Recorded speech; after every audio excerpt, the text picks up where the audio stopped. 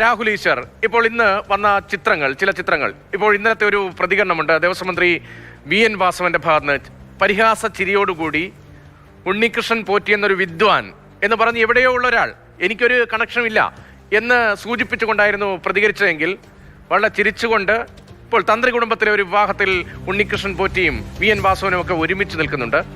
അതിനു മുമ്പ് ഈ സ്വർണം അടിച്ചു മാറ്റിയ 2019 ശരണാശ്രയം എന്ന പേരിൽ ദേവസ്വം ബോർഡ് ഒരാൾക്ക് വീട് വെച്ച് നൽകുന്നു. അതിന് തറക്കല്ലിടുന്ന അന്നത്തെ ദേവസ്വം മന്ത്രി കടകംപള്ളി സുരേന്ദ്രനും ഈ ഉണ്ണികൃഷ്ണൻ പോറ്റിയും ചേർന്നാണ്, ഒരുമിച്ചാണ്. അന്ന് ദേവസ്വം പ്രസിഡന്റ് A പത്മകുമാറും ഉണ്ട്.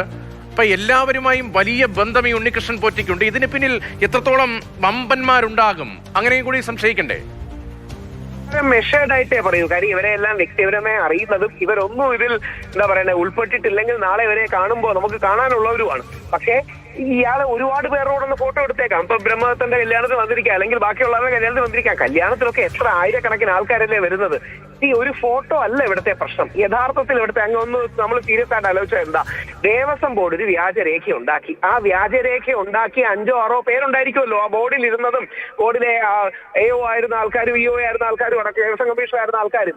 ഇവരിൽ 1-2 പേരോ എങ്കിലും അറിയാതെ, അവരുടെ ആക്റ്റീവ് കൺവിവൻസ് ഇല്ലാതെ, അവരുടെ വളരെ സക്രിയമായ ഗൂഢാലോചന എല്ലാവരും നടത്തിയെടുക്കാൻ കഴിയൂ. യഥാർത്ഥത്തിൽ ഇന്ന് സ്വർണം പൂശിയതാണെന്ന് വീണ്ടും വീണ്ടും പറയുന്നത് അത് മങ്ങി എന്ന് തെളിയിക്കാനാണ്. അങ്ങേക്ക് ഓർമ്മ കാണും, ആദ്യ ദിവസങ്ങളിലെ വാദം ഓർമ്മ കാണും. ഈ നാണയത്തുട്ടുകളൊക്കെ ഏക്കുന്നത് കൊണ്ട് അതിന് ചില പ്രശ്നങ്ങളുണ്ട്, അത് മാറ്റാൻ വേണ്ടിയാണ് ഞങ്ങൾ ചെയ്യുന്നതെന്ന്. എന്ത് പച്ച കള്ളങ്ങളാണ് ആദ്യ ദിവസങ്ങളിൽ പറഞ്ഞത്. മാതൃഭൂമി എന്ന പുറത്തു കൊണ്ടുവന്ന 2019 മുതൽ 2013 മുതൽ 2019 മാർച്ച് 25 വരെയുള്ള ചിത്രങ്ങളുണ്ട്. അതിലൊക്കെ വളരെ കൃത്യമായി സുവർണ ശോഭയോടുകൂടി ഗോൾഡ് ക്ലാഡ് കാര്യം നിൽക്കുകയല്ലേ. ഹൈക്കോടതി അതാണ് യാഥാർത്ഥ്യം.